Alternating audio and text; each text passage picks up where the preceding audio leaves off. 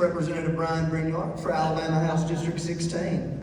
He's one of Alabama Power's favorites there in terms of donations. But howdy y'all, if I hadn't met y'all, I'm Christian Morton. I am a student at the University of Alabama studying history and theater, and you'll really tell I'm a history major when I talk. But I'm a 22-year-old. I'm running for State House District 16, so I believe youngest candidate on our slate this year. I'm from lifelong kind of Northport area resident, in between Northport and Samantha. If y'all know up on Mary Lake Road, that's where I'm from. Lived there my whole life. And you might ask yourself, why in the Lord's beautiful name would a 22-year-old want to run for State House? And I'll tell you why. It's simple. I have seen, and heck, I used to be a Republican, but there are a couple things that made me a Democrat and made me want to run for State House. And by that I mean in high school, obviously. When I turned 18, I grew a mind. But it's simple. 15 years of Republican supermajority rule. What has that got our state? Nothing. Worse than nothing, actually. We go down in the rankings every year. Right? And we have folks that, like myself, say, well, I am, but they say they are,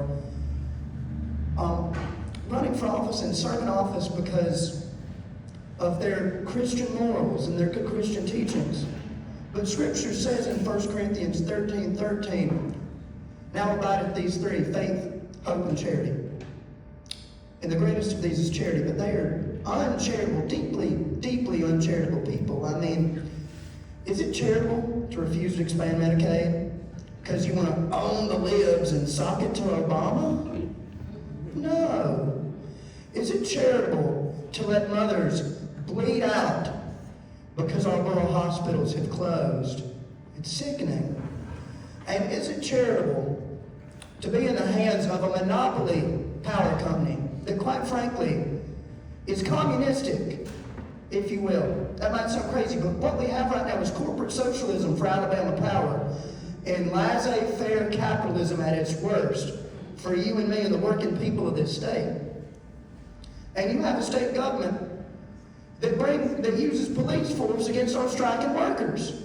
Right, Mr. Jim, I'm sure you remember the UMWA strike. Right. And I see a Dr. Boyd shirt. I do want to shout out Dr. Boyd. He's one of the few politicians to stand on the picket line with those strikers.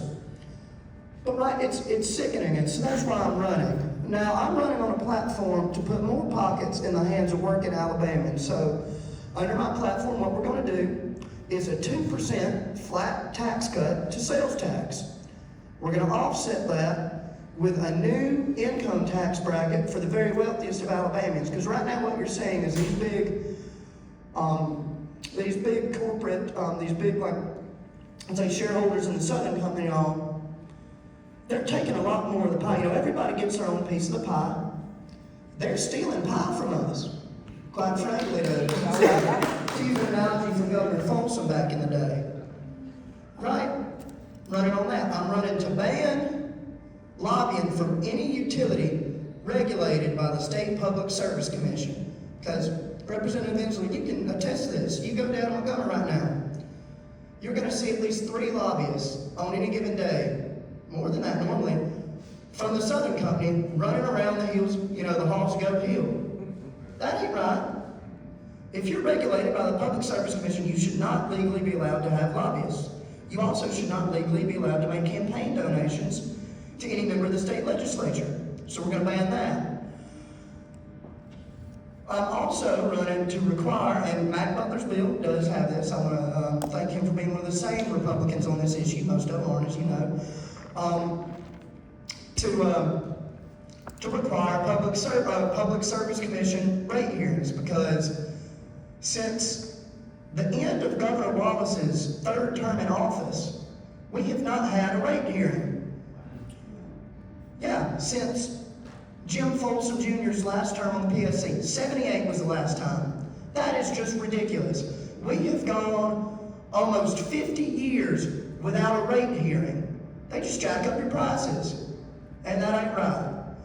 And so I'm running to misquote the late great William Jennings Bryan, who was a political hero of mine, to make sure that Alabama Power does not pressed down upon the brow of labor, a crown of thorns of electricity. So that's what they're doing right now. And so I'm running to to help working families, to help working people, to cut your taxes, and to help our rural families, and help out with electricity bills. So yeah, if anyone has any questions on any of my stances, I have a probably overly long platform in full. I just talked about the ones that I think are most important, but yeah. I mean, heck, I have stances on everything from gun safety education in our schools, because I'm sure y'all know the #1 leading cause of death amongst minors is gun accidents, which is heartbreaking and so easily avoidable. To ending the chronic wasting disease epidemic amongst our white-tailed deer with increased testing. So yeah, if y'all have any questions, I'm more than happy to have them. And if you're curious, the part of Tuscaloosa County that's in my district is going to be Samantha, the very north of Northport, right north of the city limits, out in Brookwood, basically the north of the county, north of Miss Judy's district. So yeah, anybody got any questions? Yes, sir? I just can't believe it's true. It's like somebody said, well, there's a Martian down there at the grocery store. Well, I'm not going to believe that's true, but maybe there is. This was said, Katie Britt's husband is a lobbyist for Alabama. That's right, he is. That's insane. It is insane. Our senator, Ms. Katie Britt, the so-called moderate, Her husband's a lobbyist. a lobbyist for Alabama Power, 1,000%. He is in the hands of Alabama Power, and she is too. They don't even try to cover the space. No, they don't. Well, because when you have a supermajority, and that's why I'm running to help overturn that supermajority, in the legislature, you can do literally whatever you want. Essentially, they can run us over. And that's why we really have to work to overturn that supermajority. Now, folks, obviously the lieutenant governor races are all very important, but folks do not realize the importance of the difference in a supermajority and majority in the legislature. And it really is something. We're seeing the difference in Mississippi right now thanks to their overturning of their supermajority into a majority in the state senate. Anything else, Neil? Why don't you explain to us the difference in majorities? Yeah. So, with a supermajority, you can basically end cloture as soon as you want on any bill, debate-wise, as you attested to, Mr. Angela. You can prevent any filibuster, because a filibuster can be, if you have 2/3 of a vote, you can end cloture and end a filibuster, or you can get cloture in the filibuster. And so sometimes supermajorities are good. By that I mean, look at the 30s. That's how we got the New Deal passed, because God knows some of our more conservative representatives, both in Alabama and the South, like Senator Heflin, not Hal Heflin, great guy, but his grandfather, tried their darndest to stop it from getting passed. And thankfully, there were enough New Dealers to overturn that. Same with the Civil Rights Act. But it is definitely not the case right now in the state legislature, as you know. They're doing all kinds of crazy things. They're spending more time trying to rename the Gulf of Mexico than they are trying to save our rural hospitals and save mothers from bleeding out on the way to deliver their children out in Pickens County and out in Lamar County. One thing to be proud of, and I'm being proud, is the same man that got Rosa Parks out of jail. Yep. Before, What is his name? Because I know it. It's on the tip of my tongue. His wife's extremely, she was a big fan. Yeah. But anyway, don't stop me because, see, I'm an old man, I can't remember what I was talking about. Proud of Alabama. Yeah, what are we proud of? What? What are we proud of as Alabamians? This guy, when he quit, Alabama Power, he goes and hangs out shingles in Montgomery. And he's not doing much business. And this guy calls him up and says, I want you to come up here and work for me. That guy's name is Frank Delaware Roosevelt. I'll be And he darned. goes up there and says, we're trying to do this thing called the New Deal. So we see if we can come up with the ideas. And he comes back and he says, it's dawned on me, these radio stations and newspapers, they're going to get an audience. And they're going to tell that audience what they want to hear. And then this radio station will tell this audience what they want to hear. Why don't we create a radio station that just tells the truth? And that's how public radio community exists. Fred Grant. I know we had one of the first public radio stations.